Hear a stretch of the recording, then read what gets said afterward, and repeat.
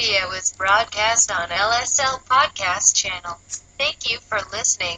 Please subscribe to the channel. Let not your heart be troubled. You are listening to the Sean Hannity Radio Show podcast. Hey, guys, you know how much I love Tommy John's underwear, undershirts, and their socks. They are the best. Yet, you know what? We're getting a lot of feedback from Hannity listeners, too. And guess what? Tommy John sent me a few testimonials from real live Sean Hannity Show listeners, so I'm going to share them with you. Dave says, I can't believe I'm saying this, but they have actually changed my life. Mark says, great materials, great fit, a great example of how doing something very basic very well can make a surprisingly positive impact on the quality of life. And Gary says, my grumpy stepfather actually thanked me for the gift of Tommy John's. That's a first in the 40 years I've known him. Louise says, my husband is walking, bending, and lifting all day. This is the first pair of underwear that doesn't roll down and ride up. He loves them. Now, you've heard the reviews. What are you waiting for? You have nothing to lose with Tommy John. It's the best pair you'll ever wear, or it's free, guarantee. Just go to TommyJohn.com/Hannity. You get 20% off your first order. TommyJohn.com/Hannity, 20% off. Hey, welcome to the Sean Hannity Show. It's Mark Simone here for Sean. He's not with us right now. He had, what could be more important than being here? Well, he's actually with the President of the United States, actually on his way there, because tonight, a big exclusive edition of Hannity, 9 p.m., Fox News Channel, interview with the President of the United States. I have a live audience, and it'll be quite a program. That's tonight at 9 o'clock. You know, since Hannity moved back to 9 o'clock, the ratings have been huge. In fact, last week he was beating CNN and MSNBC combined.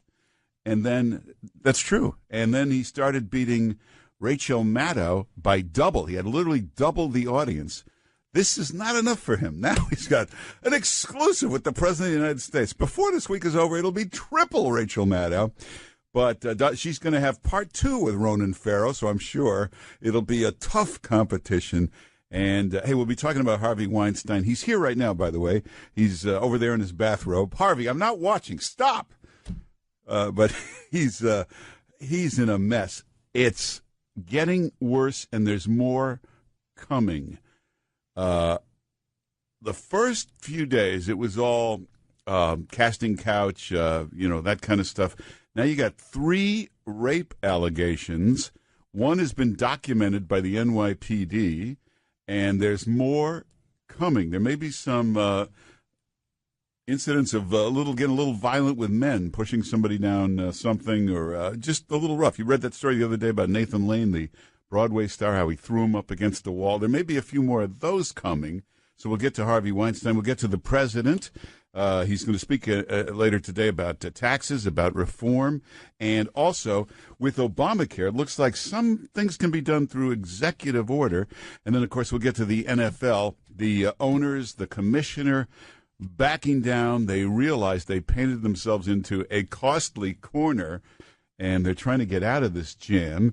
So we'll talk about that. We'll have some great guests. Lou Dobbs will be with us, and we'll talk about that a little later this hour. Larry Kudlow will talk about the tax plan.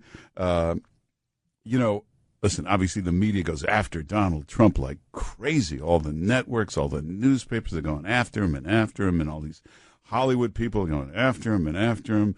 But even Eminem has joined in, and he's recorded a hell of a song.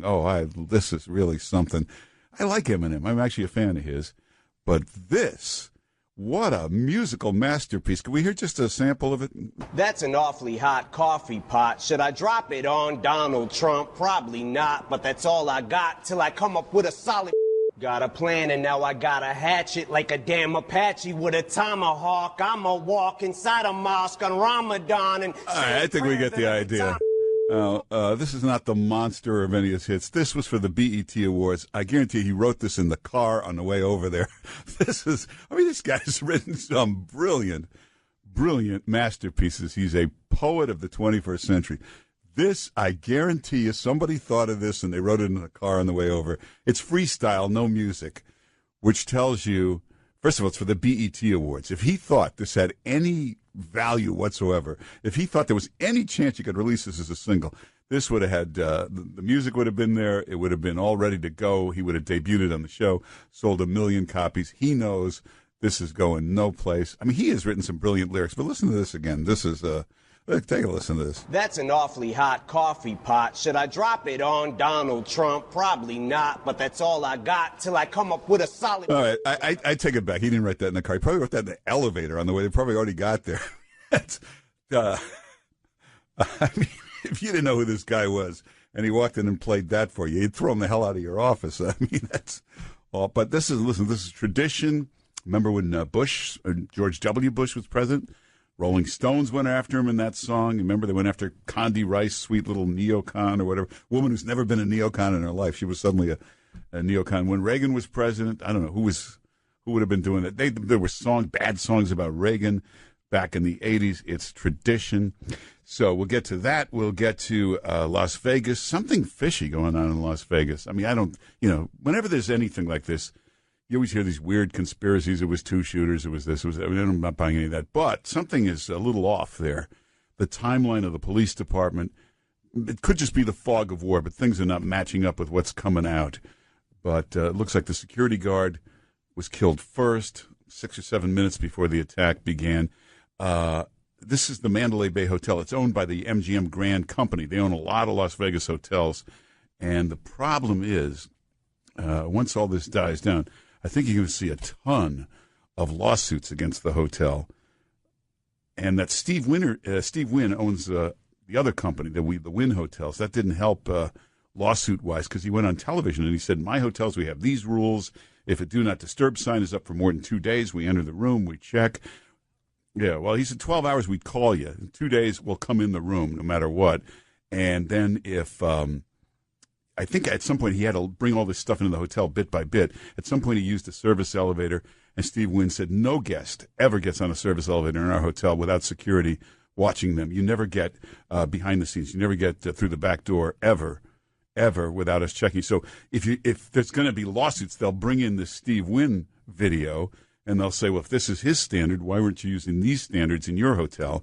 So there's going to be a lot of this. Also, the Weinstein Company will get sued like crazy by all kinds of women. You've heard 30 women have come forward. I guarantee you it's 300 and it could be 3,000. They'll all be suing the board for failing to provide proper oversight. That's a common thing. You sue the board of directors because they should have known about this and done something long ago. And then it's very easy to prove that a lot of people knew about this.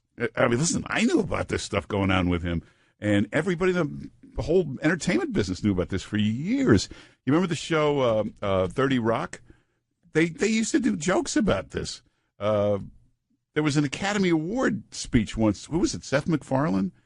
Yeah, he got up in his speech. He said, now there were 5 nominees. He goes, these are 5 people that don't have to pretend they find Harvey attractive anymore. So, the 2012 nominees for Best Performance by an Actress in a Supporting Role are Sally Field in Lincoln, Anne Hathaway in Les Miserables, Jackie Weaver in Silver Linings Playbook, Helen Hunt in The Sessions, and Amy Adams in The Master. Congratulations, you 5 ladies no longer have to pretend to be attracted to Harvey Weinstein.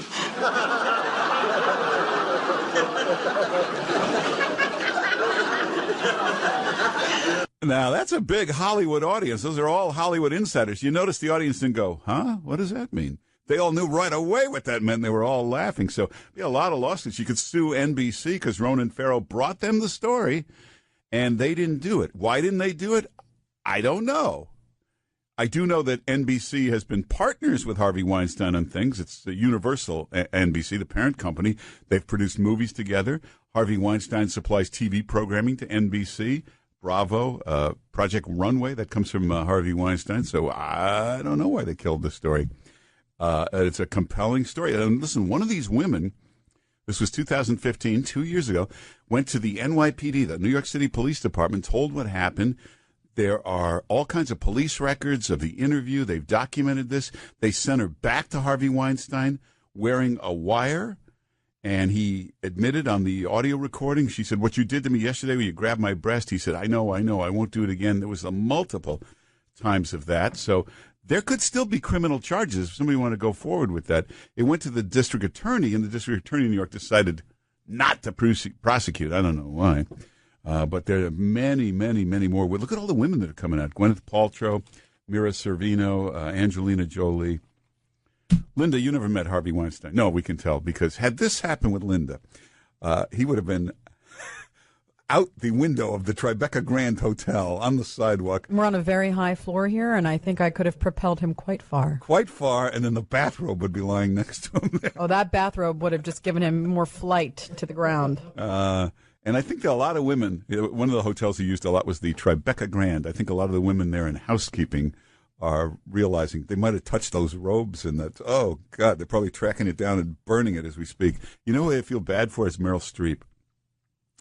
First of all, she's defending the guy, through the years, and then now she's reading this, and she goes, never propositioned me. How come? And then she said to herself, well, he just did that with the young, unknown actress. He never did that with any stars. Now she's reading the paper today. Gwyneth Paltrow, Mira Sorvino, Angelina Jolie. You got to think to yourself, how come he never came on to me? Well, maybe because she's not you wouldn't think. It's like she's like Linda. You wouldn't even dare. You wouldn't try it for a second. Anyway, we've got lots to get to. We'll get the NFL. One thing about these players, somebody put together a list of all these NFL players. 400 of them have massive criminal records, all kinds of criminal records. I mean, big things like rape, murder, shooting, drugs. 400 NFL players have this on. Did anybody kneel for them or anything? I mean, it's and I mentioned that on the air today on my own show, and then somebody sent me, you're wrong, it's 625 NFL players. You take any group of people, I don't think you'll find 600 people with criminal records in there. That's a lot. So the Mandalay Bay security guard, he's the one who confronted the shooter, and he's the one. Oh, my! They said he died, and now he's recovered. He's back home. No, I didn't say he died. I did? I didn't mean to say that. Well, that's why we're here for you, Mark, so we can remind you of what you said 5 minutes ago. I'm sorry. So we just wanted everybody to know that Mr. Campos is home and recovering. I didn't mean to say and he's doing well, and he's alive and well, and he's a hero. What do you want? I wasn't listening. No, did I say You're talking, I'm listening. It's a wonderful combination. I didn't mean. You're welcome. Oh, okay. But he first confronted. We still can't figure out the motive. There's still no hint of a motive. Although, at one point, this guy sued one of the hotels because he took a bad fall. He's a very wealthy guy, yet he sued. And then they had to do a lengthy deposition where they cross-examined him. And he admitted to all kinds of drugs, depression drugs, and stuff like that. I don't know, but he apparently been on them for years. Could that make you snap? Look who I'm asking. Linda. What does that mean? I can't picture you on a depression. At least I'm listening. No, I don't picture you on any depression drugs. I don't need depression. No, I have the subway. I get all my aggression out on the subway. You would never have depression. You're just a carrier. I'm happy, happy, happy. She's very happy. But I don't know. I still can't think of a motive. It's so unusual for a guy to get to that age, 64, and have no sign of anything. There's not any behavior in his past. You know what else is really odd, and no one has said this, and maybe you would have the same opinion, is that the girlfriend said that the reason that he sent her to the Philippines was because he found a cheap ticket. Then he sent her $100,000 while she was there. That could be, because he's a big spender. He was gambling millions, and he admitted in that deposition that he always brought his own drinks into the high roller place because he didn't want to have to tip. When you're the high roller, you get the drinks for free, but you have to leave a big tip. So he would bring his own alcohol in there. It's a very bizarre combination. Well, there are people like that, very wealthy people. They get very cheap on every little thing. They have their coupons and all this stuff. So I don't know what the relationship with the girlfriend. Do we think she's totally innocent of any knowledge of this? Definitely not. No?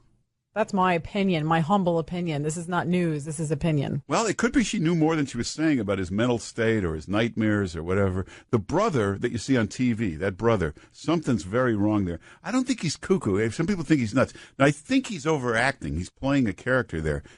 When he says, I don't know how this happened, he's like overacting. I think he might know something. And then there was another brother who was a real criminal, had a lot of arrests and got caught in a lot of crimes. And then the father was a major criminal who was in prison a long time. So I don't know. I mean, I don't know if we'll ever figure this out because if you haven't got it by now, I don't know where you're going to find the answer to this question. He didn't seem to know anybody except this girlfriend and the family. He lived in a retirement community. Usually, there are a bunch of busybodies who know everybody's business, but nobody seems to know anything about this guy. So I don't know that we'll ever get to the bottom of this, but we'll figure out this Harvey Weinstein thing in a moment. Hey, also, we've got to thank Sean. We did a big charity benefit yesterday, the Police Athletic League. Our speaker canceled at the last second.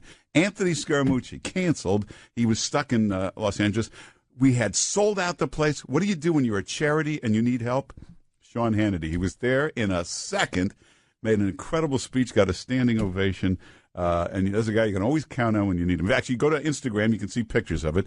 Mark Simone NY at Instagram or Mark Simone NY at Twitter. And don't forget, Hannity tonight, 9 o'clock, exclusive interview with the President of the United States tonight at 9 on the Fox News Channel. Hey, welcome back. It's Mark Simone here for Sean Hannity. Sean is on his way to Pennsylvania right now to meet with President Trump. And tonight, big special live broadcast, 9 o'clock, exclusive interview with the president. Hannity tonight, 9 o'clock. The president will be the guest for the hour, and it's tonight at 9. He'll be back, of course, here tomorrow. Also, we'll talk to Lou Dobbs in just a moment. He'll be here in a few minutes. We'll talk about the NFL and all of that. Oh, hey, the Russia probe, this is big. This is big, the Russia collusion. There's so much there that in 9 months of investigating, they've yet to find anything, but... The Senate, it's the House Intelligence Committee. That's this guy, Schiff, you always see on television. This guy makes Chuck Schumer look sincere. This Schiff is all over the place. So everybody's, whenever he shows up on TV now, everybody looks at him like, wait, isn't this like a year? You didn't find anything? They're going to release some of the Facebook ads. Aha, we've gotten to the bottom of it. Did you see they found out they put 3,000 Facebook ads up? That's out of $30 billion a year ads on Facebook. I know restaurants have put up more than 3,000 ads. It didn't mean anything. Did you see any of these ads? I'm on Facebook all day. I never saw a single ad for anything. Anyway, Lou Dobbs will be with us in just a moment. We'll get to the NFL and this ridiculous controversy coming up next. Coach, if you were coaching the Bears or the Saints or any other team in the National Football League, would it be your policy that either you stand for the national anthem or you don't play? Yes. I don't care who you are, how much money you make. If you don't respect our country, then you shouldn't be in this country playing football. Go to another country and play football. If you had to go somewhere else and try to play the sport, you wouldn't have a job. So that would be my take. If you can't respect the flag and the country, then you don't respect what this is all about. So I would say adios.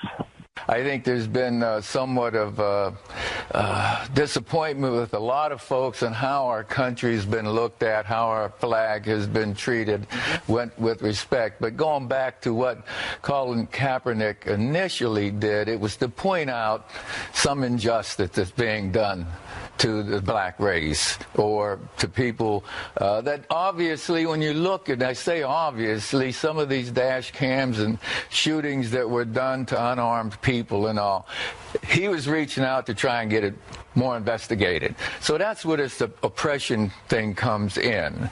But I don't understand the NFL owners.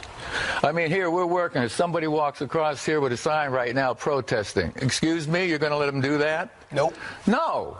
Well, initially, when this took place, that's the NFL ownership. They own that theater at the time. They own that stage. Are you going to allow protests out there?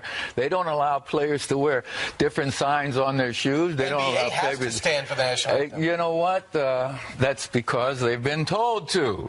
But no one told Colin Kaepernick prior to that they had to. We just assumed it was the right thing to do. It's always been the right thing to do, to live in this country. Thank the good Lord. Well, it's a big controversy. Listen, Lou Dobbs has been on top of this from the beginning. Oh, by the way, I got a new TiVo. First thing I did when you set your programs you want recorded every night, Lou Dobbs tonight, 7 o'clock, Fox Business Network. Hannity, of course, 9 o'clock on the Fox News Channel. Lou Dobbs, how are you? I'm great, Mark. Thank you very much. Great to be with you. And, by the way, Lou Dobbs has a new book out, a great novel called Putin's Gambit. That's your second novel, right? And a bestseller. Second thriller. Everything else is nonfiction. The editor, the executive editor of Tor Books asked us to write a thriller, and I had a thrill writing a thriller. So it's been great. Yeah, but there's a lot of fiction books out. I read this Hillary Clinton book. I love the story, Mark, about President Bill Clinton telling her, don't do this. You got to fix this, this, and this. And she said, "To hell with you." And they haven't been seen together since. So, well, how does she say to herself, what does he know about running for president? How could she even think that? But well, Al Gore thought the same thing, paid a price. Yeah. Hey, the NFL, you pointed this out a couple weeks ago. If you look at the NFL logo on every helmet, it's based on the flag. That's absolutely. Symbol of football. There is no accounting for the lack of mental energy on the part of the players who are protesting. They're inconsistent, contradictory, they're disrespectful, they're insulting, and I don't know why anybody would pay any attention to them at all. Their message is one of disrespect and insult to the flag, to the anthem, to the American people, this great nation. And why anybody would put up with that and go to the game, I don't know. My wife and I decided, Mark, that's it. We canceled our DirecTV NFL ticket. We're not going to another game. Because if those people think this of us, I think the same of them. And frankly, to hell with the NFL. Wow. A lot of people thought they would never live to see Lou Dobbs cancel the football package. No, that's true. I mean, I love football. I love college football. I love, at one time, I loved the professional game. It is not a game anymore. It's a orchestrated attack on all things American, and the hell with them. You got to blame these owners, though. These are supposedly brilliant businessmen. They should have seen this from the first second where this was headed, nipped it in the bud, said to these players, you can't protest while you're at work. Do it outside of work. I'll back you up all the way. You cannot do it while you're in the office, and this is the office. Yeah, exactly. And for Roger Goodell to have permitted this, it's a shame. And they're talking about extending his contract. He wants a 9-figure separation package. If they don't tell Goodell to go to hell, I can't imagine what they're thinking. We did learn something, though. Jed York, the owner of the 49ers, where Kaepernick started all of this, called the President of the United States a coward. He has insulted the president. He's insulted the fans. He's sitting in San Francisco. He's one of those owners, and there's several others who have been accommodating to this kind of ignorance. And it is, and by the way, every single player who insults the flag in this country is ignorant and hypocritical, because they should be the hell out of the country. Just like Mike Dick has said, if they cannot tolerate this flag, this country, our values, and all that has been achieved over 200 years, then I've got no use for them. I've got no use for them. It's also got to be the dumbest protest I've ever seen. If your gripe was something to do with police policy, how'd you pick the flag? All of a sudden you got it jumbled into the military, the patriotism. Your cause got lost in all of this. Yeah, well, and their cause, by the way, why aren't they demonstrating against Rahm Emanuel, the mayor of Chicago? More black-on-black violence in that city, more African Americans are murdered in that city. It's outrageous. I haven't seen the Bears team marching on City Hall. Yes. I'm looking at what is happening across this country. You got something to say, do what the rest of us do. Say it in the proper format, in the proper place, and that means get it out of the workplace and picket your stadium if you want to. Give up those multi-million-dollar contracts if you're so disgusted and appalled by what is America. And God help you, because those folks would be even bigger fools than the ones who are doing this. Yeah. And yes, they're being very foolish. They're misguided. I think some of them have obviously good intentions, but when it spills over into an insult against the country, the hell with them. Most of these players are pretty well-known. They could go on some interview, some talk show, talk about their cause. I mean, why it became a part of the game. Of course, they could go on ESPN and talk about it. You can't find a more left-wing network to do that on. Yeah, and by the way, they're, how well that's working out for ESPN. Their ratings are down 20%, and they think it's smart business to continue to insult their audience, to insult the American people again. And by the way, the networks who are not showing now the national anthem because they don't want to hack off and reduce their audience any further, I mean, that's terrible. Absolutely terrible. It's awful. and the fans should demand it, or they should not be watching at all. That's the real choice here, I believe. Hey, you made a great point. I think it was last night about the use of the military on the field, as if they're just there to hold the flag. That infuriates me. It so infuriates me to see a man and a woman in uniform, the U.S. military, standing there holding a flag that fills the field, and they are. When I said last night, I said it burns me. It just infuriates me because it's such an insult to the service, to the service members. And if the NFL wants to honor service members, which they should every damn day instead of insult them, give them a sizable number of tickets for each game. That would be the proper way to express their regard and respect and love of country. It's love of country. It's not just respect. It's about loving this country because it's given millions and millions of Americans over generations and generations great opportunity, and no other place on earth comes even close. And for this to be going on, and by the way, I think, frankly, the history of civil rights in this country, I think the actions and the rhetoric of these players is demeaning to the generations who fought so hard to gain the civil rights which they now enjoy. And for them to call what they do each day to suggest they are in some way oppressed, and Michael Bennett, the Seahawks defensive star, who ran from a building in Las Vegas and did so in the most cowardly way and then blamed the police because of his actions. He hasn't had the guts to talk about that since he first whined about the police conduct, the body cams, everything else, showing that it was quite a different story. It's just one sad element to this story every day, and it's just the players have got to be smart enough to know that they are being used like the tools they've become. This wasn't, by the way, we keep talking about Colin Kaepernick and his protest. It was his girlfriend's protest. She is the one who articulated the philosophy and the tactic in which he followed. We shouldn't be listening to NFL players. We should be talking to her. Yeah, that's true. I mean, this is pathetic. And the sports writers and casters don't have the guts to say it. It's a joke and a sick one, and the players are the butt of it. Yeah. Sean offered to let any player come on here and talk about his cause. You got 16, 17 million listeners. And how many took him up on it? 0 so far. Yeah. And I'm sure you would do the same thing if a player wanted to come on. Absolutely. Absolutely. But they don't. What's the cause? What is the cause? I mean, you're sitting there making $1 million a year plus. In most instances, you have had a life that is only to be dreamed of for most people in any country in the world, and you have a complaint? No. They've been told to complain. They've been told to act out and to demonstrate.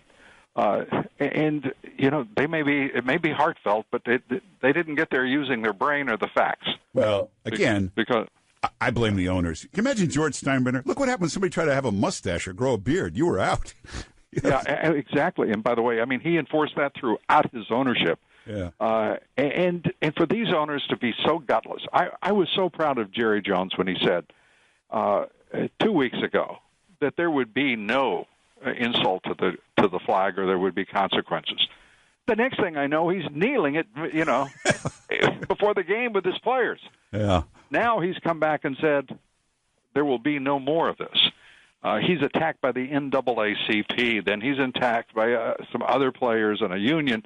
Talk about slavery. Do these fools know what he's paying these players? My God, do they know anything about law? The First Amendment is an anti-government and infringement by the government against one's rights. It is the right of the employer, the private employers, which is every NFL owner and the league, to decide exactly what they will or will not be permitted to say they're there to play a game. I hate to say it, but we're out of time. But everybody watch Lou Dobbs tonight and every night, 7 o'clock on the Fox Business Network. It's the #1 show there. And get his book, Putin's Gambit. It's a real thriller, a great novel. Lou Dobbs tonight, 7 o'clock, Fox Business Network. Lou Dobbs, thanks for being with us. Mark Simone, thank you, sir. Appreciate it. Always a pleasure. Take care. Oh, and don't forget Hannity tonight, exclusive interview. President of the United States, President Trump, tonight at 9 on Hannity.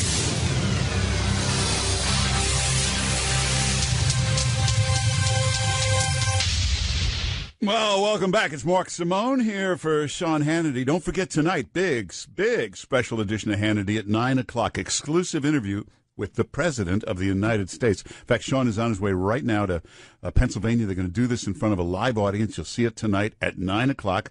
Sean Hannity and President Trump for the hour. So don't miss it. We'll talk to Lou Dobbs in a few minutes. He's been helping the president on the tax plan. We'll get to the Boy Scouts, all kinds of stuff. Oh, Larry Kudlow. We just talked to Lou Dobbs. See what happens when you just tune in? You just missed that. But Larry Kudlow coming up in a few minutes. So we got lots to get to. Remind me to get to the Boy Scouts. They've just made this announcement today. They'll accept girls in the Boy Scouts now, from Cub Scout to Eagle Scout. How's it the Boy Scouts if you accept girls, though? And what happens to the Girl Scouts? I don't know. Hey, I would have gone to more meetings if they had done this when I was a kid, but back then, I don't know. I just, we got to stop this. Were you a Boy Scout? Yes, I was a Cub Scout. You were? Yes, I was. Come so far. Yes, I was a Boy Scout. I never made, what do they call that, Weebelos. That was like the highest thing. You used to get merit badges. You had the Pinewood Derby, all that stuff. Yes, why, you don't believe? I was a Girl Scout. My mother was the cookie mother. You're no Girl Scout. I'm not anymore. But at one time, I was a Girl Scout. And I have to say, I'm very grateful that there was a clear delineation between Boy and Girl Scouts. They really taught you a lot. I can see when It did indeed. The way you go, hey, get out of the way. Thank you for noticing. Yeah, anyway. So we'll talk to Larry Kudlow in the next hour. Hey, follow me on Twitter. I need a lot of Twitter followers. Mark Simone, NY at Twitter. Mark Simone, NY at Twitter. Or Instagram, Mark Simone, NY at Instagram. You can picture me and Sean up there. And don't forget, tonight, this is big, special edition of Hannity, 9 o'clock. It's Sean and the President, tonight at 9.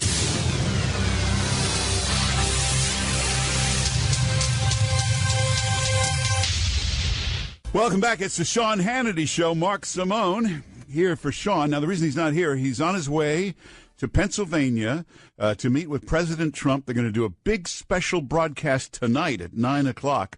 It'll be a live 1-hour interview with the President of the United States. He's going to have a live audience there.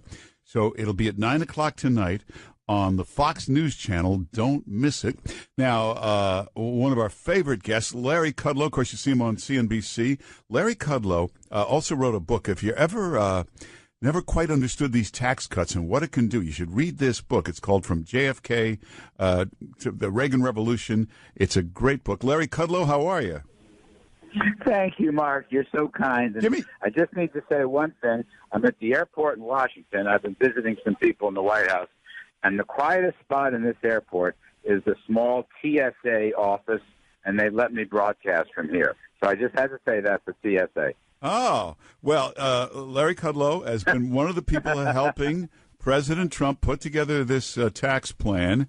And give me the name of the book again. It's the Reagan Revolution. Yeah, you got JFK and the Reagan Revolution. JFK and the Reagan Revolution. You should read this book because it really, really explains how this all began and what, people always say, well, how are you going to pay for these tax cuts? And, of course, they more than pay for themselves. That's right. And that's what part of the debate is about. Right now, you've got some Obama economists like Larry Summers and some others attacking the Trump people or Trump allies like myself, saying it never works, tax cuts don't promote growth, all it does is blow a hole in the budget deficit. And that is completely wrong, okay? And in our book, we try to walk through this. JFK was the first tax-cutting supply-sider, and we had economic growth of about 5% per year in the 7 years following his tax cuts. I'd say that's pretty good. And Ronald Reagan followed JFK's model in the 1980s, and he had about 4.5% growth, actually for 2 decades. And the revenues kept rolling in because the economy was growing, jobs were being created, incomes were rising, and the thing did pay for itself. So anyway, that's the case we make in our book, Brian Dimitrovic and I. And it's an easy read, but it does walk through exactly the debates we're having today. Hey, we should also point out when people say, well, the tax cuts, well, how are you going to pay for them? Let's say you didn't pay for them. Good. Less money to the government. Where did they get the idea that this is a fixed number that they'll be spending forever? No, you're a man after my own heart, because I would agree with that. If you're really worried about deficits, why don't you cut spending, cut unnecessary, inefficient spending? There's plenty of that in the budget. And by the way, Mark, right now in Washington, the Senate is trying to pass a budget resolution for this fiscal year, 2018, coming up. And this is very important. So far, the GOP does not have 50 votes. So far. They may get them by the end of the week. There could be a vote tomorrow. But as of some of the senior people Steve Moore and I spoke to today in the White House, there's optimism, but it's not roaring optimism. And if you can't get the budget resolution, you can't get the tax cuts. Well, Larry Kudlow, since you just came from the White House, give us an idea where we are in this process here. Are we close to having something to send to Congress? Well, yes and no. I mean, as I said, you've got to pass a budget resolution. I don't want to get too in the weeds, but, that's the budget for the U.S. government. Spending, revenues, deficits, and so forth. The big issue is spending.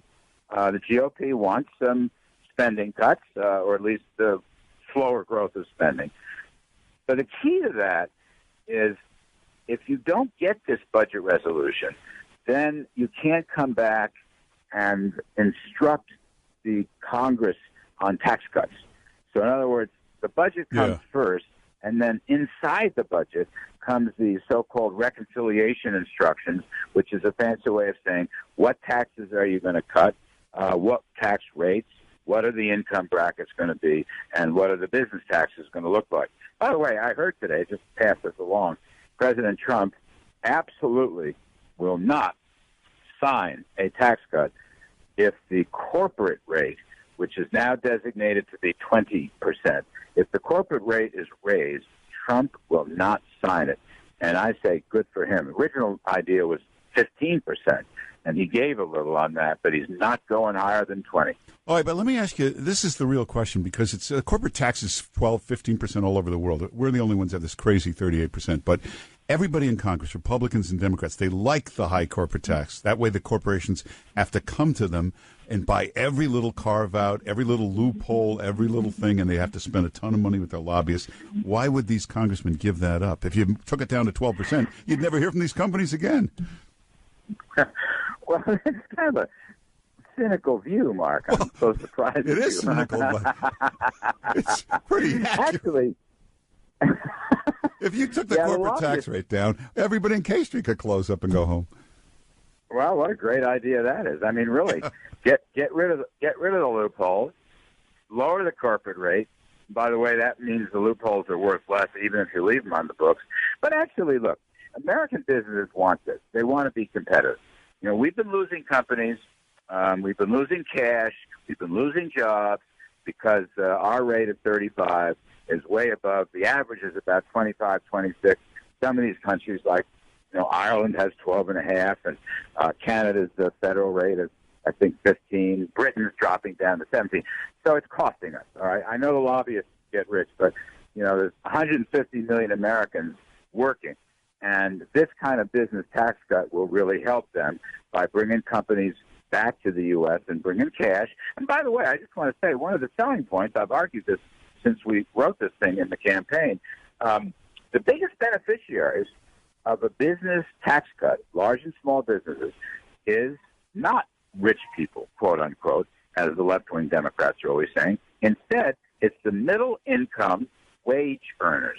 And there's a lot of economic research behind that, and it shows that the wage earners, time and again, probably 60 to 70% of the benefits of a business tax cut go to working folks and wage earners. Yeah. And that's a huge selling point, and it also will boost the economy. These people have not had a real wage increase, Mark, a real wage increase since about the year 2000. Really, we've never gone through a dry spell like that. So these business tax cuts are going to be very, very helpful for the economy. Get us to 3-4% growth. Hey, look, Larry Kudlow, I've heard a lot of things in this tax plan. The one I don't get is, among other things, no longer deduct your state or local taxes. What's the thinking on that? Well, there's going to be a big battle about that. The thinking is, it's a loophole. The thinking is, why should somebody who lives in Florida or Texas or Oklahoma or wherever, why should they have to subsidize high-spending, high-taxing states like New York, for example, or California or Massachusetts or Connecticut? Why? Why don't the people there have to pay for everything? Why should they deduct it from the federal government? That's unpopular in a lot of places, and it's going to be a real battle, but I think it makes good policy sense, and maybe some of it will get done. Well, actually, that's pretty logical what you just said. I never thought of it that way, but you're right. I mean, look, you and I pay taxes in Connecticut. I pay taxes in New York and Connecticut, so I'm a double loser. But, that's a Connecticut problem. That's a New York problem. That should be an Oklahoma problem. And that's the thinking behind this. Yeah. Also, you could argue for a state like New York to have these crazy high taxes, it gives them cover if they're deductible. So they're more exposed by having no deduction on them, and it might force them to bring down these taxes a little. That is exactly right. And, the best thing that could happen here if the state and local deduction were eliminated, there'd be a huge tax revolt in New York, in Illinois, in California, because people would see, and you're right, there is a cover-up here because you can knock off a lot of it against your federal return. So, yeah, so maybe people will, take a sober look at just how bloated their government is and what the heck it's doing for it. The answer is very little. So, yeah, people might come to their senses on this. It's going to be a tough fight. Don't get me wrong. It's going to be a tough fight, but I like it. I still like it. Yeah, it's interesting. Well, if you want to read the best book on tax cuts and what they really can accomplish, get Larry Kudlow's book, JFK and the Reagan Revolution. It's a big bestseller, but get it if you haven't read it, JFK and the Reagan Revolution. And, of course, you can watch Larry on CNBC. And thanks for being with us. Thank you, Mark. Terrific stuff. All right, say hello to the TSA for us. I will. TSA, thank you. Thanks. He's in a TSA office right now.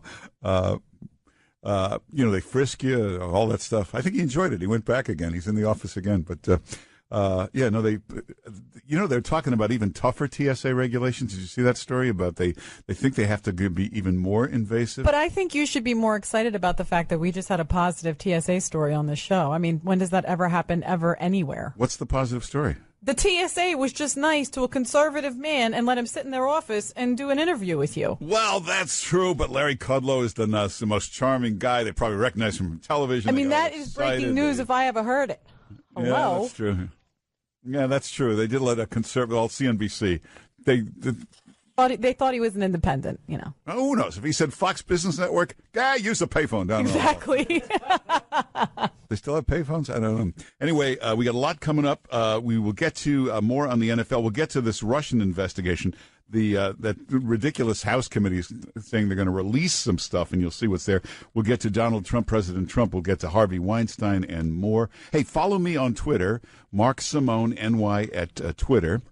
Follow me on Instagram, Mark Simone NY at Instagram. In fact, some pictures of me and Sean up there, Mark Simone NY at Twitter or Instagram.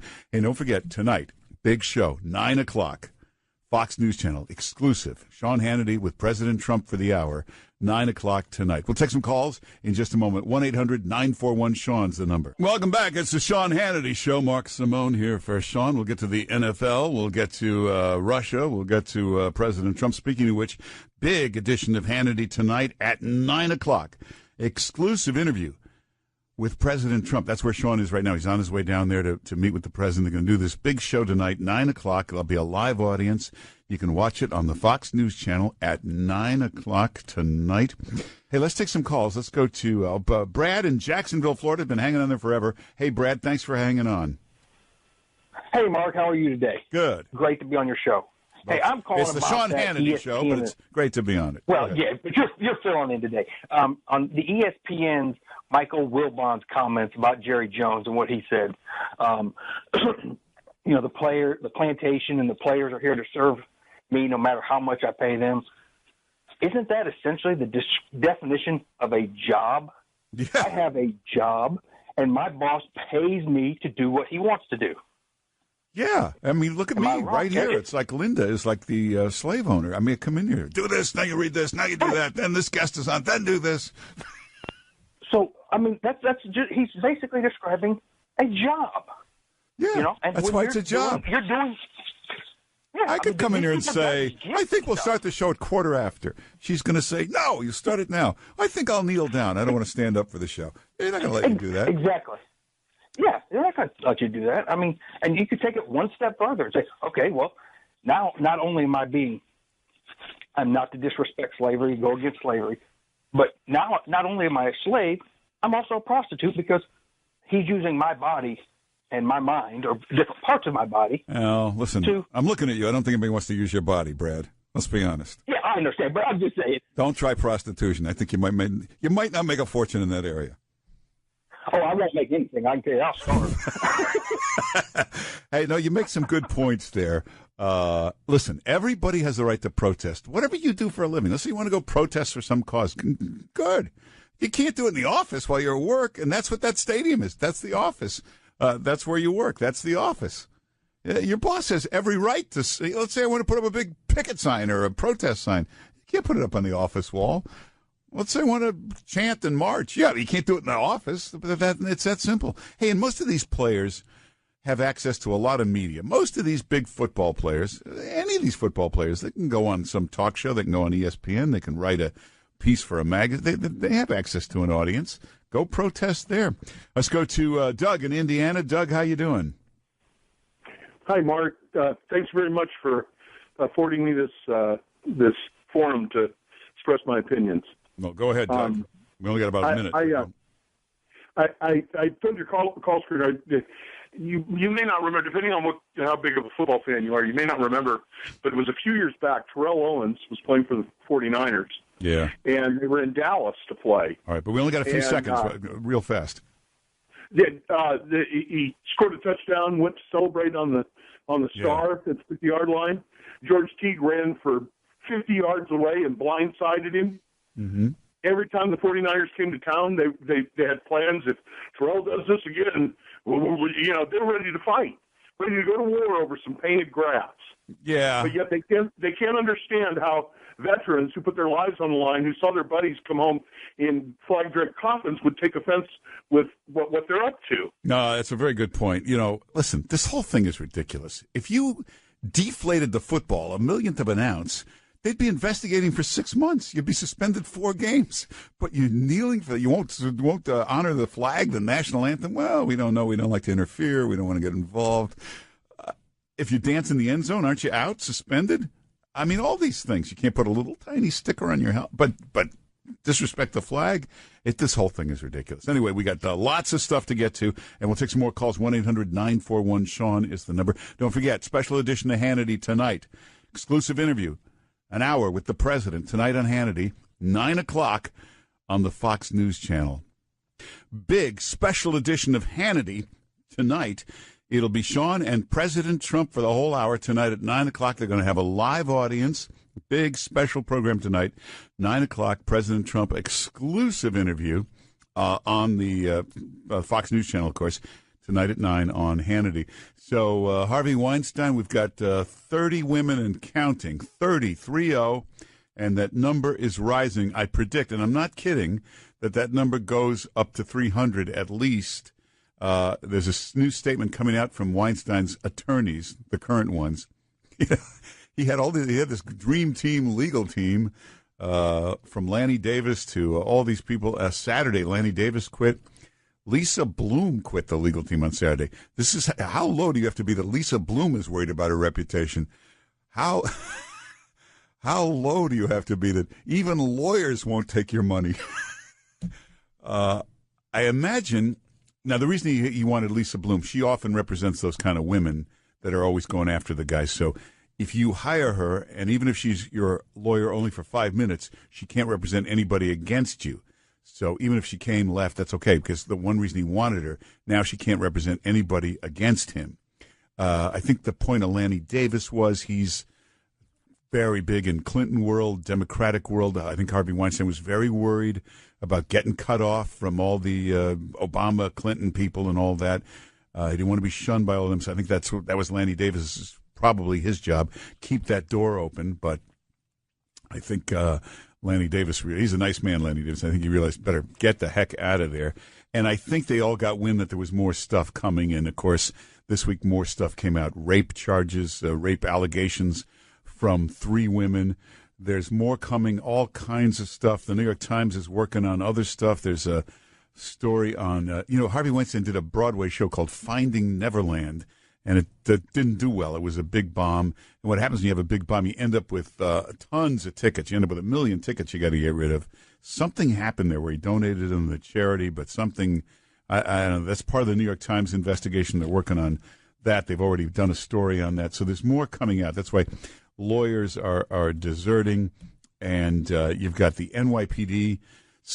I think somebody helped mastermind all this. Somebody very big, as big as Harvey Weinstein or bigger. Somebody didn't like him. I think somebody put together an army of detectives and dug up a lot of this stuff. Ronan Farrow, very good reporter, but I don't know that he got all this stuff. For the New York Times, they're not that good that they got all this stuff, police audio, police reports. So I think somebody help put that together. You hire an army detective, some of them ex-NYPD. They can find out what's going on in there. We don't have the audio, do we? No, actually, we shouldn't play it because this is a family show.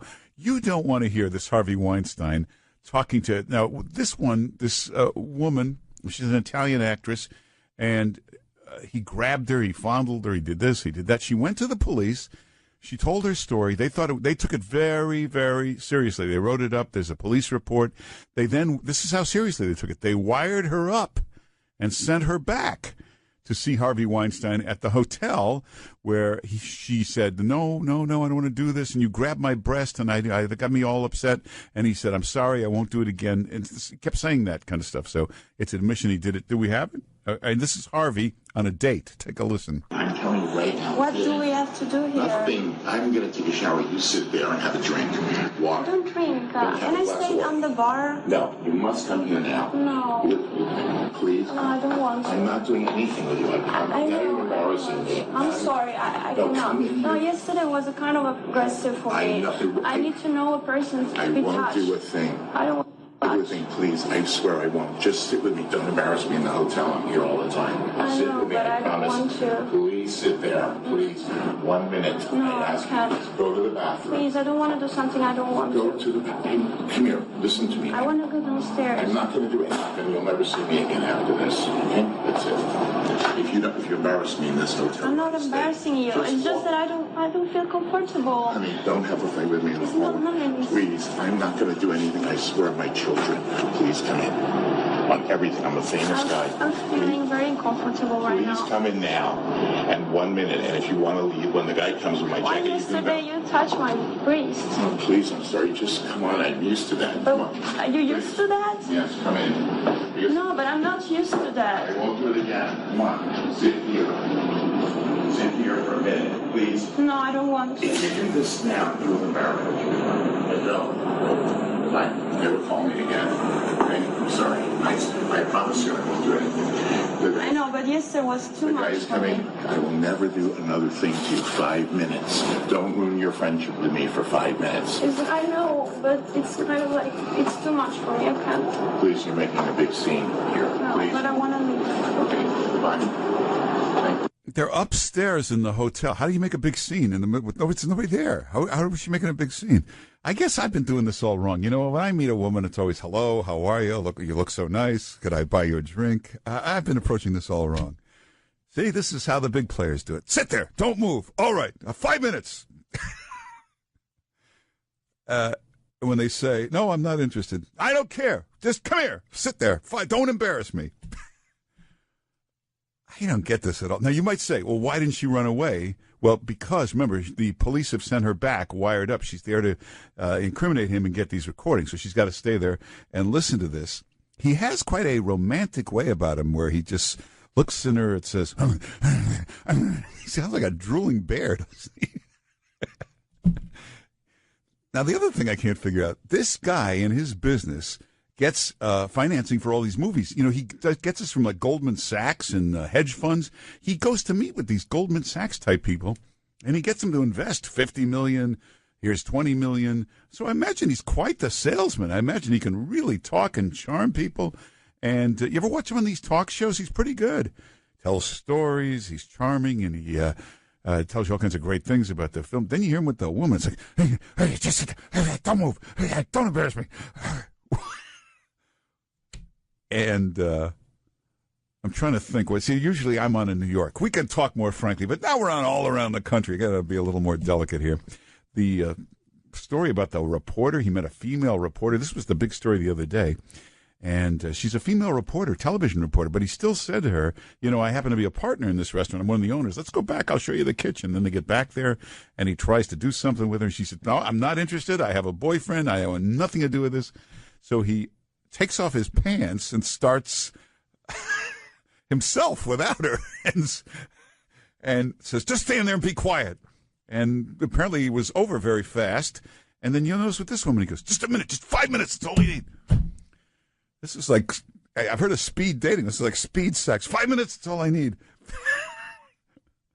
So, I don't know what to say. Yeah, I guess that's it. He's a New Yorker. He's a Hollywood guy. Listen, sex, I got 2 minutes. Hurry up. That's the way they do things in Hollywood. You know, when you have these meetings with these guys, you know what they call the pitch meeting, where you go in and pitch an idea for a movie? Those things are like, they want 2 sentences. They're like 4-minute meetings. Sex? Okay, 5 minutes for that. And then they're out. That's it. So did you just hear what you just heard? Can you imagine that? You just want to take a shower.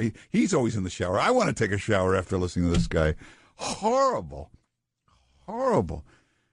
And I think we haven't even gotten to the tip of the iceberg yet, believe it or not. You know, first, you heard about these women, and then a lot of famous people have come forward in the last 2 days. You got Gwyneth Paltrow, Mira Sorvino, who else? Angelina Jolie. There's a whole list. Of course, it started with Ashley Judd.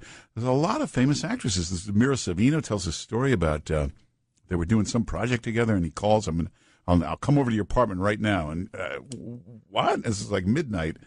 So she got all freaked out when he suddenly knocked on the door. And she said the only thing that got rid of him was at some point she said, my boyfriend, I just called him. He's on the way over. So then that got him nervous, and he left. Anyway, let's take a call or two. Let's go to Steve in Beacon, New York. Steve, welcome to the Sean Hannity Show. Yeah, how you doing today? Good. Quick and to the point. 2 points. Cyrus Vance should resign immediately. He's a disgrace. Now, he took $10,000 from his attorney 2 months after the fact as a thank you for not pressing charges. Number 2 is the police should either be suspended or reprimanded for sending her back to actually have to get raped. Since Whoa. I'm sure the police, when they sent her back wired up, were probably 20 feet away. You know, it's a wireless microphone, and they had to be to get that audio. But they were right there ready to move in. And usually they give you a code word. If you want them to come in and get you, just say the code word, and they'll be there in a second. As far as Cyrus Vance, he's a friend of mine. He's the New York District Attorney. Generally a very good guy. In this case, it could be that, you know, they're implying that the attorney was so close to him he got it dropped. That could happen. That happens sometimes. It could also be, and this could be the case, they really think it over. They had just lost a big case at Dominique Strauss-Kahn. You remember the French, big French politician? They'd lost that case. And they might be thinking, you know, it's Harvey Weinstein. He's going to bring in the most incredible legal team in the world. We might lose. We can't afford it. They do consider that very often. Like, what are our odds of winning this case? And every DA thinks of those kind of things. But you're right. They should have absolutely prosecuted him. In this case that you just heard with the recording, that's 2015. So they could still prosecute him. Statute of limitations. They could still go after him. He could still face criminal charges. He is not around right now. He's in some kind of rehab. He said he's gone into rehab. His wife has left him. Hey, also, you notice you have not seen Bill Clinton. I am telling you right now, you will not see Bill Clinton for months, because Hillary's been on a book tour and they've stopped her wherever she is. What do you think? Give us a comment about, well, Bill Clinton cannot leave the house right now, because when they say to him, what do you think about Harvey Weinstein? How the hell is he going to answer? This is like a day in the life of Bill Clinton. You heard that audio? Can you imagine? Well, just wait there a minute. Just give me 5 minutes. Don't embarrass me here in the hotel. So he's in hiding. You won't see him for months to come. Hey, coming up, Tammy Bruce will be with us. We got a lot to get to. We'll get back to the NFL. We'll get to the tax plan. We'll get to all of that. Hey, follow me on Twitter. It's Mark Simone NY at Twitter. Mark Simone NY at Instagram. And don't forget, tonight at 9, this is a big special edition of Hannity. Tonight at 9, exclusive interview with President Trump. There'll be a live audience the entire hour. Tonight at 9 on the Fox News Channel.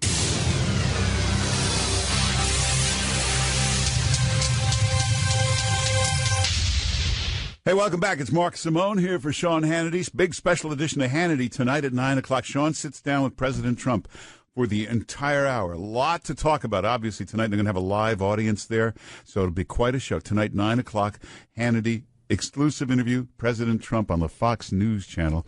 We'll take some calls. Let's go to Steve in Melbourne, Florida. Hey, Steve, welcome to the Sean Hannity Show. Yeah, Mark, Lenny Davis is not a good guy, just like James Carville and the little penguin George Stephanopoulos. They're scum. And I thought Glenn Beck and his clan... Well, I would agree with you maybe on George Stephanopoulos. A weasel of a guy, but then Lenny Davis is a nice man. Finish. Lenny Davis is a weasel. Nah, he's not your a weasel. buddy. I'm not really buddies with him. He's a nice man. Linda, you deal with Lenny Davis. Nice. When you agree he's a nice man. I don't see Linda jumping in here so fast. No, I mean, Lanny is a nice guy. I don't agree with his politics, but he is a nice guy. Yeah. Not his politics. Actually, to be honest, you sound like the crabby guy. Cackle. Keep cackling, buddy. The treatment of women is despicable.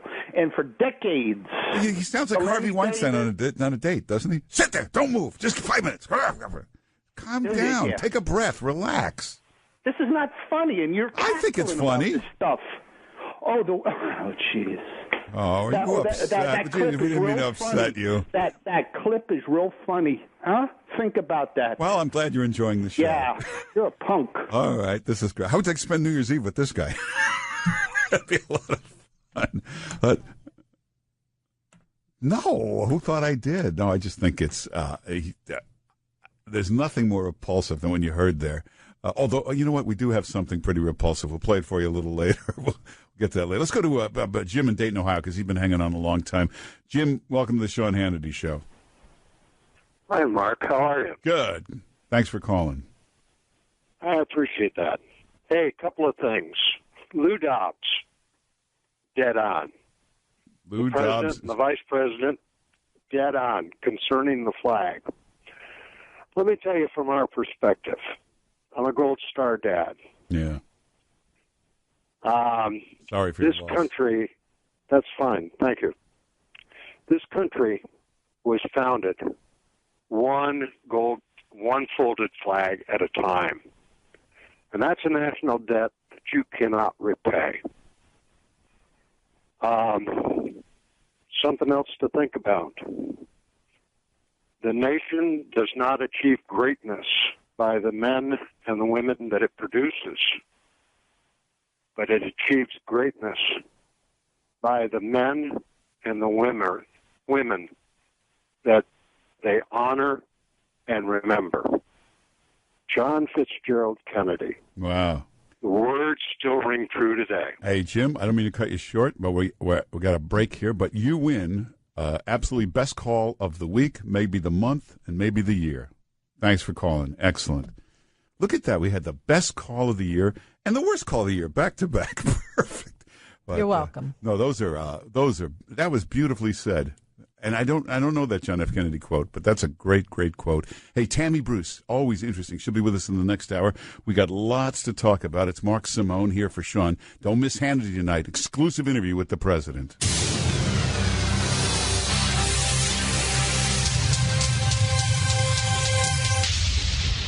Hey, it's Mark Simone here for Sean Hannity. Sean's not here. He's on his way to Pennsylvania. He's doing a big special edition of Hannity tonight at 9 o'clock on the Fox News Channel. Exclusive interview with the President of the United States, President Trump, for the entire hour. Tonight, they'll have a live audience. Watch it tonight at 9 on the Fox News Channel. Sean will be back here tomorrow.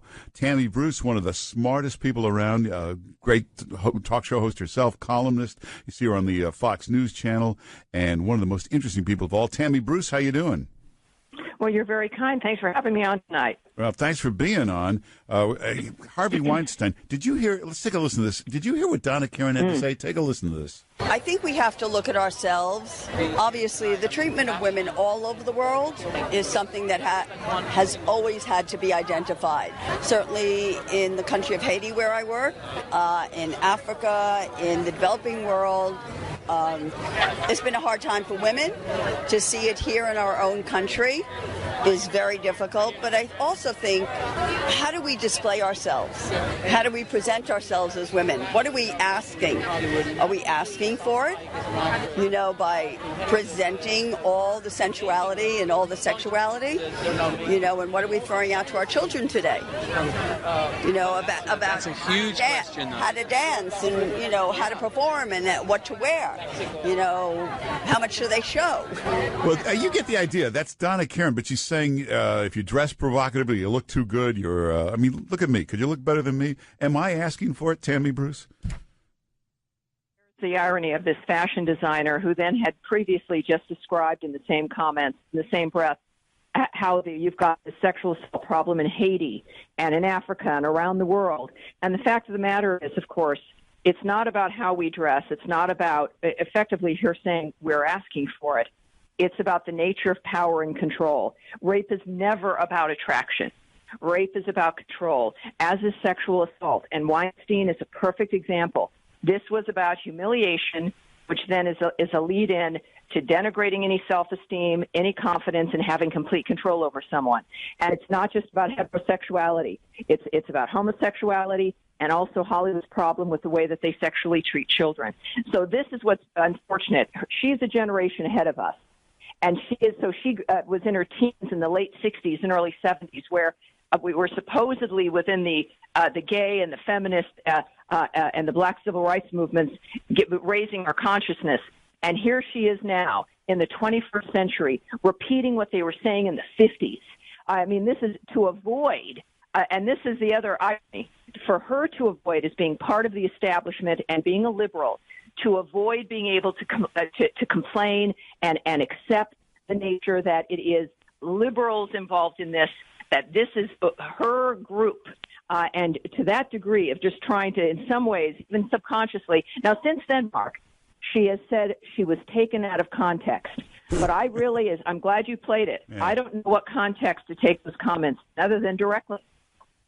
You know, the other thing, I didn't understand this whole Weinstein thing of, well, you just stand there and I'll take care of myself, and you just stand there and watch. What possible satisfaction are you going to get from that? But I think you explained it. I was trying to figure that out. It's about humiliation. It's about power. Exactly. That's it. I mean, and so people are wondering, because everybody's trying to put on attach some logical sexual aspect to this. There is none. And it is about control and humiliation. That's what rape is.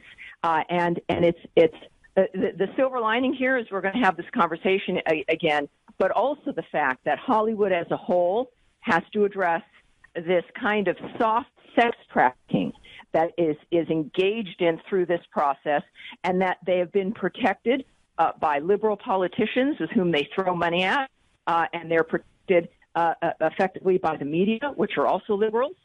And this is also, I think, really due to new media and to the diaspora, if you will, of journalism, that there's no real centralized control over media coverage anymore. And as a result, I think it's a little bit easier for individual journalists, and even like in the New York Times, you know, pigs will fly on occasion, for the New York Times to be able to do this.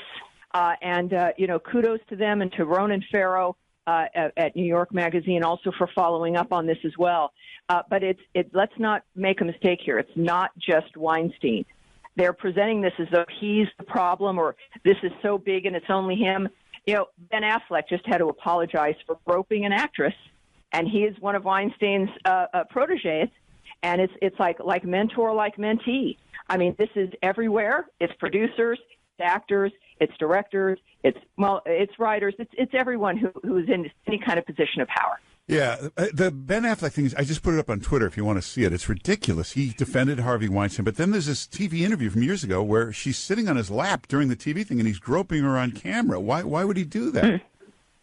Yeah, well, this is the issue when it comes to bubbles, because you're surrounded by it all the time, and you just get used to doing it. And this is the same problem with politicians. There's a point where you get so stuck in that realm, that's the only world that you know, and then people begin to behave in a manner that they've gotten away with forever because they have, and it just becomes second nature, and they forget. And we're finally, though, and I know the problem, so many of us have been hearing, and this is a problem from the left, of course, always lecturing conservatives, lecturing the right, lecturing everyone who's not them, that there are moral betters.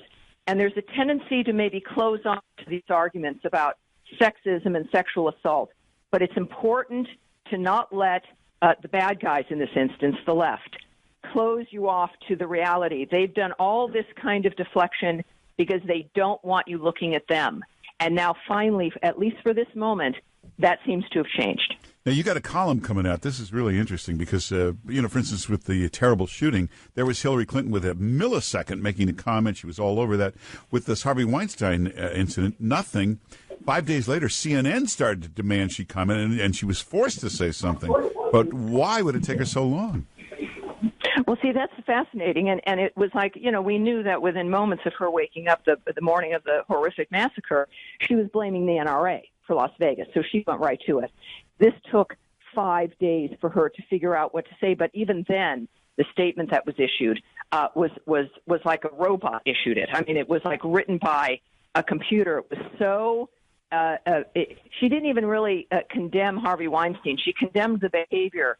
We're kind of used to that, right, Mark? It's like that we're at war with terrorism and not radical Islam. I mean, you see that throughout this. And then she says, my favorite part was where she says, this kind of behavior won't be tolerated from a woman who has been tolerating it in public for decades. It was going on in her own house in Arkansas. The tolerator in chief is the woman saying how it won't be tolerated. This is how disconnected they are from the real world, and it's why women have always been suspicious of her, because we know that, look, she's a serial liar. She says this kind of stuff can't be tolerated. She lauds the women who came up and confessed about him, and that is, of course, everything she did not do. And his wife has announced she's leaving him. Obviously, something else that Hillary Clinton didn't have the self-esteem to do for herself either. Yeah, that's interesting. So, you've explained a lot. The same thing with Bill Cosby, because a lot of people would say a guy like that, a guy like Harvey Weinstein, I would imagine if he wanted sex, he could get it, and plenty of women would want to sleep with him. But they say that with Cosby, too. It was not about sex. It was about power and control and that kind of stuff.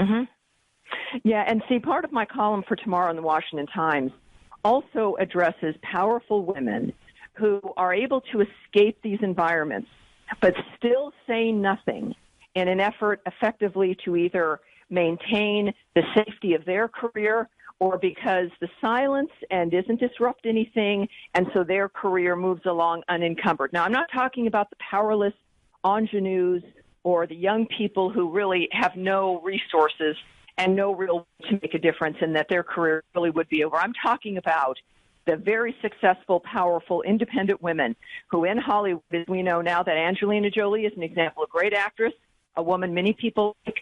She confessed that she had been harassed by him when she was younger, and yet now after so many years as one of the most powerful women in Hollywood, she still said nothing. When women of that caliber, if they were to come together and condemn and pull out individuals who are known predators, this could have ended a long time ago. But they don't do it, and it's partly our responsibility. It's a shame that it is.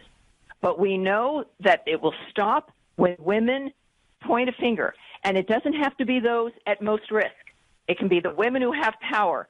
And inevitably, often, if not most times, they don't do it, and we've got to start stepping up. And we don't know this. Women like that. It could have been 35 other guys too in Hollywood. Other Harvey Weinstein. Well, it would be. It would be. Look, Mira Sorvino, an actress, and Rosanna Arquette, and Rose McGowan all believe that because they said no to him, their careers were negatively impacted. Now, how is that possible?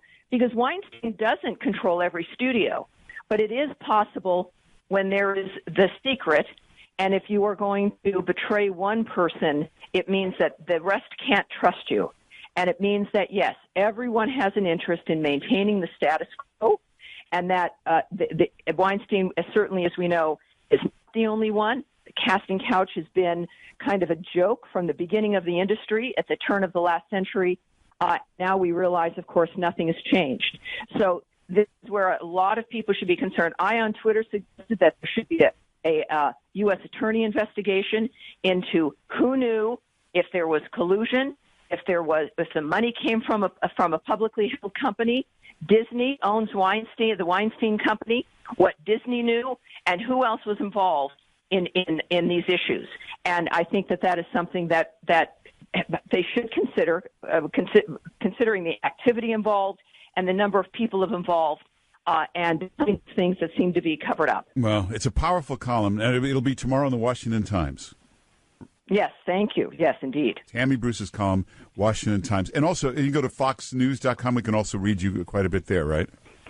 That would be great. And my website is tammybruce.com, conveniently named after me. So people can get all they need at any one of those. You're a doll for mentioning it. And one of the smartest people around, one of the best columnists around, tammybruce.com. And get this column tomorrow in the Washington Times. You can see her on the Fox News channel, of course, but go to tammybruce.com. Tammy Bruce, thanks for being with us. Thank you for having me, Mark. I appreciate it. All right, take care. We'll take some calls in a minute. 800-941-SEAN is the number. Now, don't forget, tonight, this is a big broadcast. Hannity at 9 o'clock tonight, exclusive interview with President Trump for the whole hour. There'll be a live studio audience. Well, actually, it will be on location, but that's where Sean is right now, on his way to Pennsylvania to do this interview with President Trump. It's 9 o'clock tonight on the Fox News Channel. Back in a moment, it's Mark Simone here for Sean Hannity. Welcome back. It's the Sean Hannity Show. Mark Simone here for Sean. He's on his way to Pennsylvania because tonight, big special edition of Hannity at 9 o'clock. It'll be an exclusive interview with President Trump. But there's a lot to talk about tonight. This will be a riveting hour. President Trump for the whole hour, live audience, Hannity tonight at 9 o'clock. In fact, we have some amazing Bill Clinton, Harvey Weinstein audio we'll get to in a minute. Let's take a call. Let's go to John, Utahville, South Carolina. John, how you doing? Hey, Mark. It's an honor and pleasure. Thanks. Got a couple things. One thing is with regard to the kneeling, if you recall, Pete Rozelle fined Jim McMahon back in the 80s for wearing an Adidas headband. He nipped that one right in the bud quickly. Now, that's what Goodell should have done. But now he's got egg all over his face. The owners have a mess on their hands. What they ought to do at this point is go ahead and make it known to the players that if you take a knee during the national anthem, which is, of course, in direct conflict. Yeah, no, I know what you're saying. The reason they crack down on wearing a logo or Adidas or anything is it's revenue to them, those advertising. If the players are going to start doing it, cost them revenue. They didn't see in the beginning how much this could cost them. This could be billions in lost revenue, lost ratings, lost everything, lost attendance, all because of this kneeling. They should have got this right away in the first second. Well, here's what they should do at this point. Make it known to them, if you go ahead and you continue this, we're going to rip up your contract for insubordination, and we'll get somebody from college to go ahead and fill your shoes. Well, that sounds good, but the problem is you got the Players Union, which is all tangled up in this. The Players Union has been fighting for this, but the Players Union is run by supposedly smart business guys who should have also seen what's down the road revenue-wise, contract-wise. Hey, you start lowering the ratings of football games. If you start lowering attendance, if you start lowering revenue to the football teams, at some point that's going to catch up to you in those contracts. Lower revenue, less salary. So the owners who are billionaires, supposedly great businessmen, from the beginning didn't see down the road at where this was going, and the Players Union didn't see where this is all leading. I think they're all starting to see it now, and they thought maybe this is a little President Trump, a little silly. What is he lashing out at? They didn't realize he was dead right, and he saw this. There's one thing about President Trump.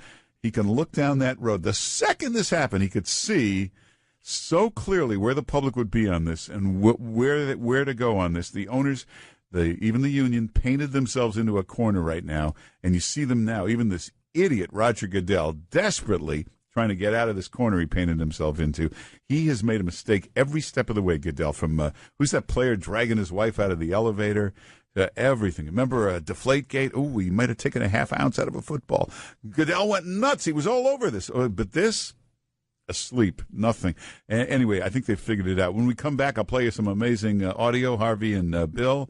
Don't forget Hannity tonight at 9 o'clock, exclusive interview with the president on the Fox News channel. Hey, welcome back. It's Mark Simone here for Sean Hannity. Sean's on his way to Pennsylvania. Well, I imagine he's already there now because they're doing a big special broadcast tonight.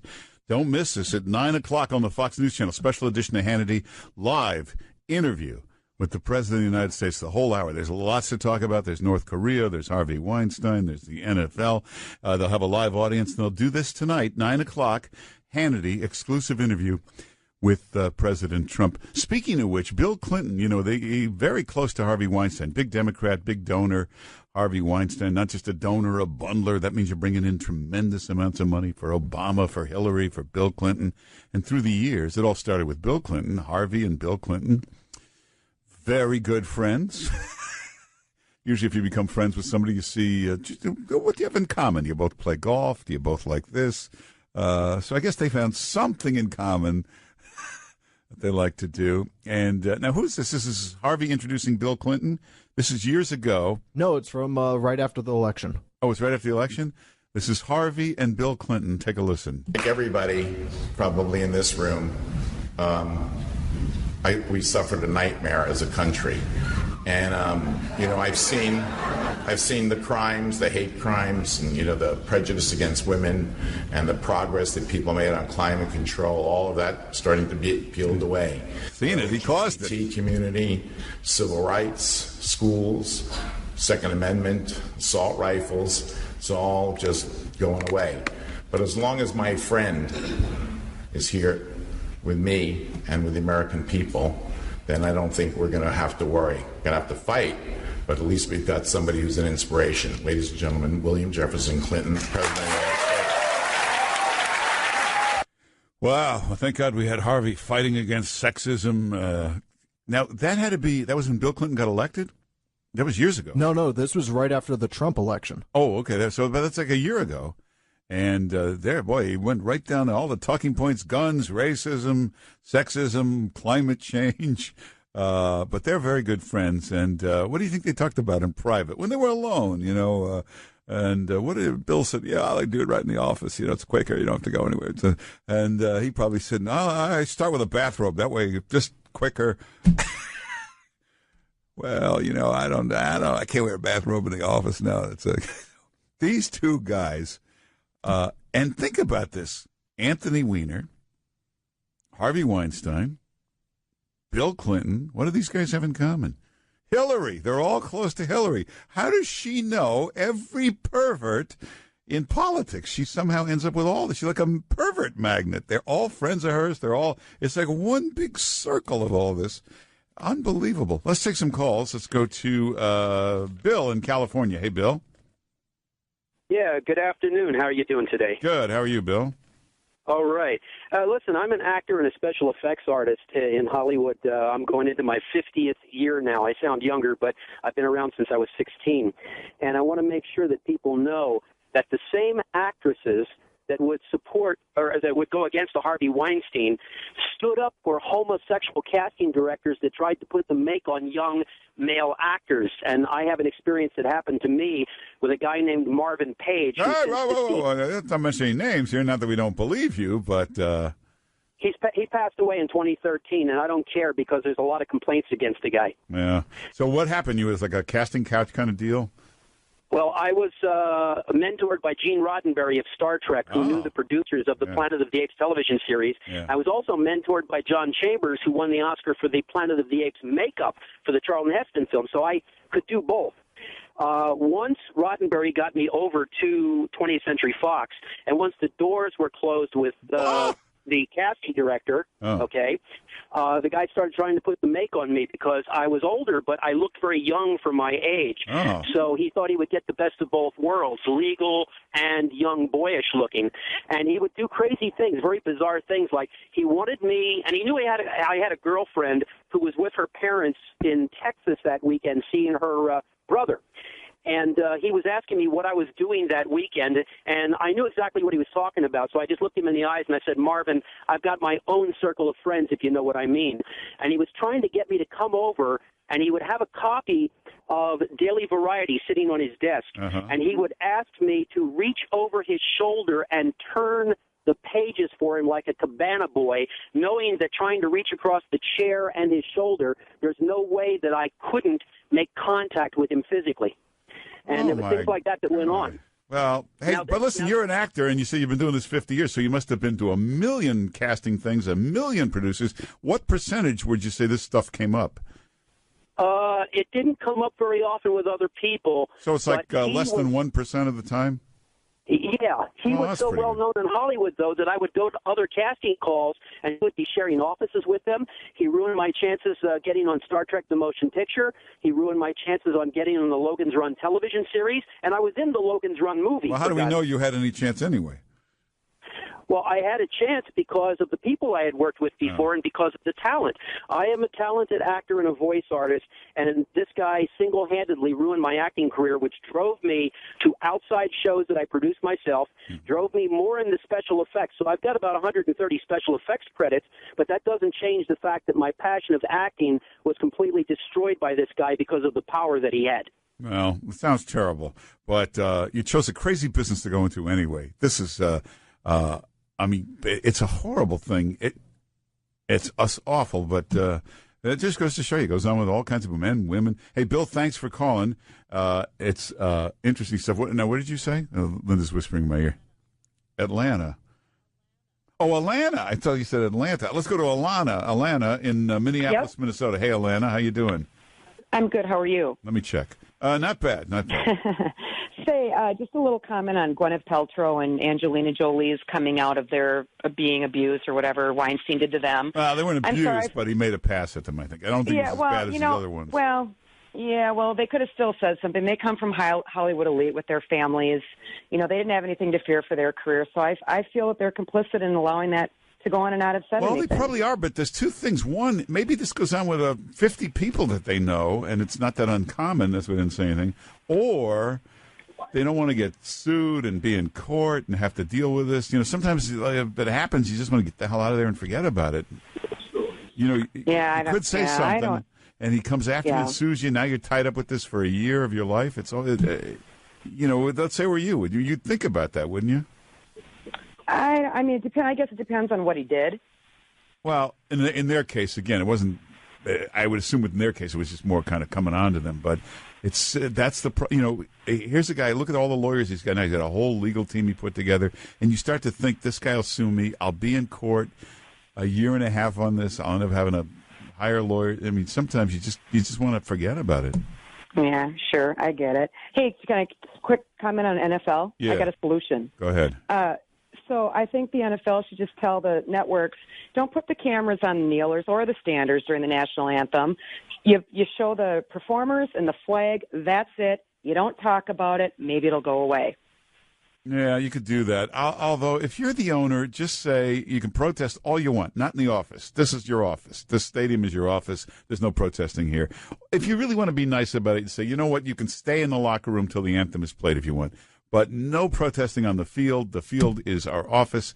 Protest all you want outside of the office, and that's it. Hey, speaking of Harvey Weinstein, by the way, you know he's got this whole legal team. He hired David Boyce. That's a very, very serious lawyer. That's big cases. That's remember the government went after Microsoft. That's David Boyce. Bush v. Gore. So when you hire David Boyce, it means you got a serious problem. But it's just it was announced not long ago. He has also just hired a criminal lawyer. So he's worried about criminal charges. He's hired a criminal lawyer. Now, this could be the case we know about, the woman who had gone to the NYPD in 2015. They documented the whole thing. They got audio of him that's incriminating. But there might also be other women that have come forward with rape allegations. This could go criminal at any point. So Harvey Weinstein has hired a criminal lawyer. Let's go to who's been hanging on the longest. Let's go to Fred in Huntington Beach. Hey, Fred, welcome to the Sean Hannity Show. Hey, how you doing there, Mark? Good. You can call me Freeway Freddy because we just put up on the 710 freeway in L.A. Shame on the NFL disrespecting our anthem and flag. Turn off the TV. And who paid? You paid for a billboard? Absolutely, my friend. Wow. That's pretty good there. So, and the billboard company didn't give you a hard time? They took your ad? They took our ad. Wow. Very good. All right, Fred. Would you want to be called Freeway Freddy? You can call me Freeway Freddy. You know. All right, Fred. Thanks for being with us. Hey, we want to bring you President Trump. He's speaking live right now about the tax plan. He's in Pennsylvania. Ladies and gentlemen, it's great to be back in Pennsylvania with the proud men and women of the American Trucking Associations. We love Pennsylvania, and we love our great truckers. I also want to thank all of our wonderful members of Congress who are here with us today. Should I read their names? Yes? Then I will. Representative Lou Barletta, great guy, running for governor. He's running for the Senate. He's running for this. Where's Lou? So I heard he was running for governor, but then I heard he was running for the Senate. He's going to win. You're going to win big. You're going to win big, Lou. Good luck. A friend of mine for a long time, Representative Mike Kelly. Thank you, Mike.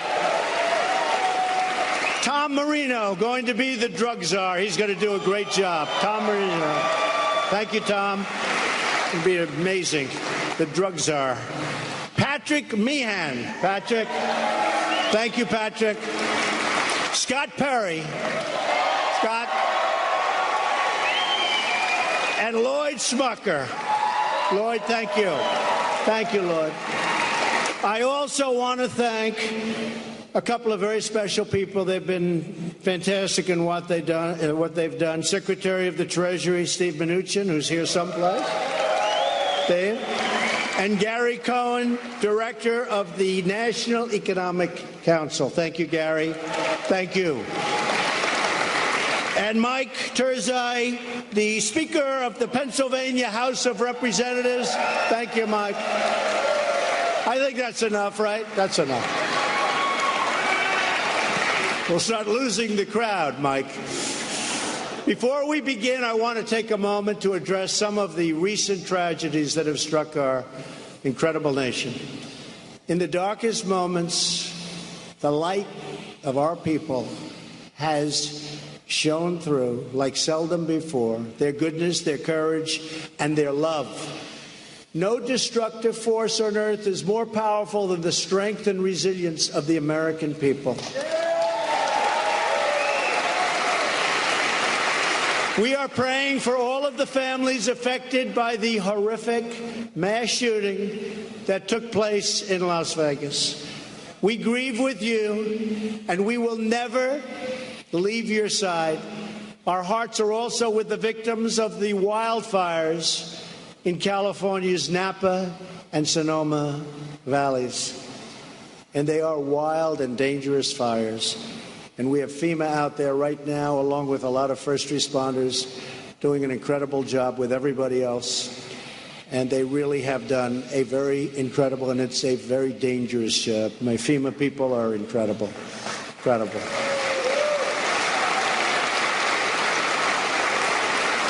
We've issued a disaster declaration and are working closely with state government. The recovery effort is fully underway for those impacted by the recent catastrophic hurricanes. Through these difficult times, we have witnessed the unbreakable spirit of our nation. Together, we will restore, rebuild, and return stronger than ever before. That's what's happening.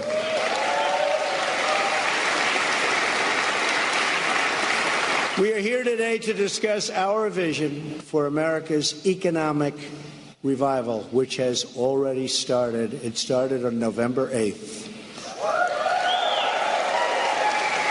We want lower taxes, bigger paychecks, and more jobs for American truckers and for American workers. It's happening. Nothing gets done in America without the hardworking men and women of the trucking. That's President Trump. He's in Pennsylvania speaking now. He's going to be with Sean. That's where Sean is right now, actually in Pennsylvania. They're going to do a special live broadcast tonight, 9 o'clock on the Fox News Channel. An hour with the president, Sean Hannity and the president for an hour tonight, 9 o'clock, Fox News Channel. Back in a moment. It's Mark Simone here for Sean Hannity.